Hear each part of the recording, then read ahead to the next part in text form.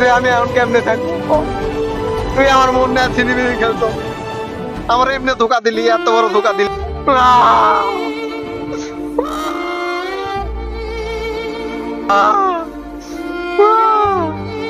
বন্ধু কই তুই?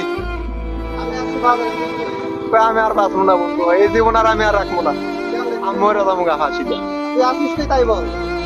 আমি যে নাবা না। আচ্ছা নাই তুই আগে মরিস না, আমি দর করে মরিস।